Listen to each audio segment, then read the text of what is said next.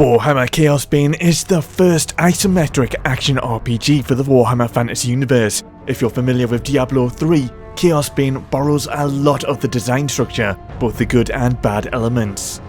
Initially addictive and fun, with some solid customization systems, it sadly quickly becomes repetitive and stale playing through the exact same set pieces.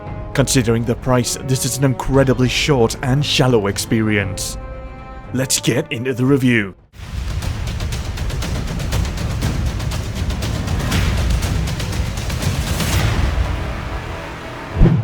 It's the Warhammer Fantasy universe, and humanity has been torn apart by civil war or diseased by deadly plagues, forcing some humans to turn to the dark gods, inevitably summoning the powerful forces of chaos, which in turn began sacking kingdoms.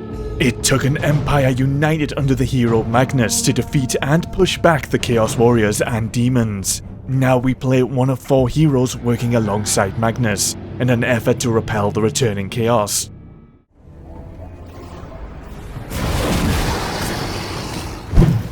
Straight off the bat, Chaosbane is seriously lacking basic functionality. Most notably on the PC version, there's a shocking complete void of graphics options. Despite this, the game looks visually great. In particular, there's highly detailed art in the environments, and the in-game models are exceptional portrayals of the original physical Warhammer models.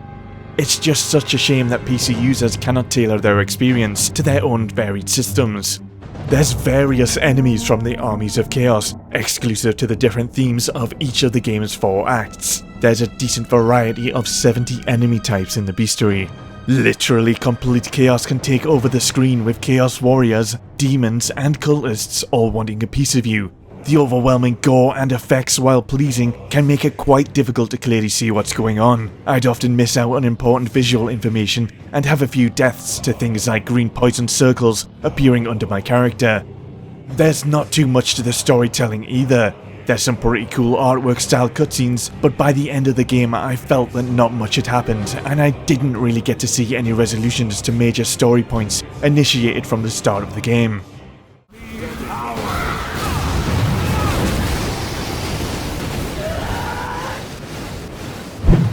Chaosbane offers 4 different playable classes that you can customize slightly into different playstyles. The Empire Soldier I played as a typical sword and board character. The High Elf Mage I built into a fire specialist with firestorms, fireballs and dragon fire breaths. If enemies didn't initially explode, they're left burning to death. The Wood Elf Scout I played as a long-range archer that specializes in summoning Trents that have the chance to summon even more Trents. And the Dwarf Slayer, which I found surprisingly enjoyable to play at a close range with big cleaves and loads of mobility. You can even play with up to 4 players at once online, or even on the same screen for some quality couch cooperative gaming. I've got to give praise for including up to 4-player split screen on the PC version of the game. The game follows a lot of the design philosophy and systems of Diablo 3. For instance, the game's campaign is broken down into 4 acts. Each act has a big bad boss at the end. These boss battles are a much more engaging and challenging part of the game that might require a bit of practice and coming up with tactics or strategies.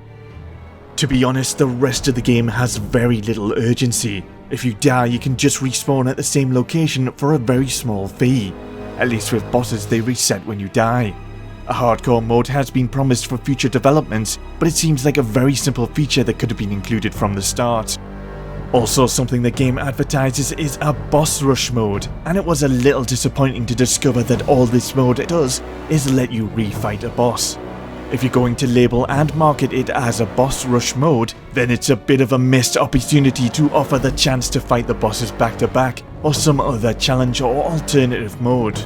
Story missions often task you with what feels like fetch quests. Fetch 7 supplies or save 7 prisoners, and it'll very often feel like you're revisiting the same areas. And that's because you are. There's a serious lack in variation in level set pieces. In your downtime, you'll speak to story NPCs in hubs to progress the story through dialogue, and have the opportunity to manage your hordes of loot. When it comes to customization, Chaosbane does a pretty good job. You'll build your hero through an ability point system where you can allot points into different abilities and passives. The God skill tree, which functions as a talent tree with a limited number of points. The blessing system that allows you to enhance items with different colour fragments, which provide different types of stat boosts. And there's decent set bonuses included on pieces of gear from the start too, but there's a serious lack of variety in full sets at endgame. While customization is pretty good, the feeling of progression is not so much. Every single monster in the game scales to your level. You never feel any stronger. You can actually feel weaker as higher enemy levels have to compensate for more talent points and abilities. Every time you level up, so do your enemies, and it would make leveling up feel completely pointless, if not for unlocking new abilities. The progression skipping microtransactions and boosts on offer show how meaningless the developers consider their own systems to be. A completely new and blind campaign as a high elf mage took me just under 7.5 hours, while my second experienced playthrough as a wood elf ranger took significantly less time. There is technically an endgame, currently up to Chaos 5 difficulty. Problem is, it can be easily conquered within a few hours. It's very easy to quickly farm up the best endgame gear in the game, and you can effortlessly complete both the story and endgame within a day. After beating the campaign, a few modes open up. Expeditions, which are somewhat procedurally generated stages that include occasional random events and challenges, which are pretty cool little extras. Relic hunts cost gold but provide maps with different modifiers and an extra special chest at the end. I found relic hunts the most efficient way of farming endgame gear. And invasions, but clicking the icon for invasions will prompt you with a message. Invasions are not yet available but are coming soon, which is just brilliant. Maybe next time you can label your game as early access and save me the bother till it's actually finished.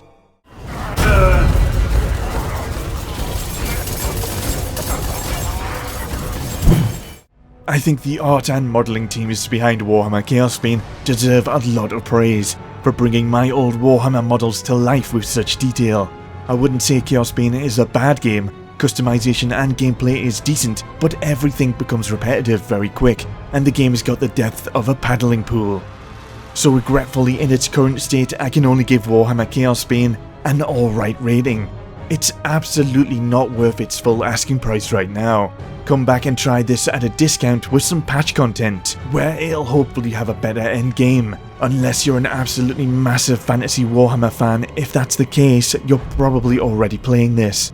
To be honest, if this was a fraction of the price, I'd be a lot more willing to recommend this. If you want my personal recommendation, give Path of Exile a go. It's not as visually impressive, but it's free to play and offers so much more. If you've played Chaosbane, let me know your thoughts in the comments. If you enjoyed the review, hit that like button or smash the subscribe button. I'll probably be covering a bit of E3 news in my next video. Thanks for watching and bye for now.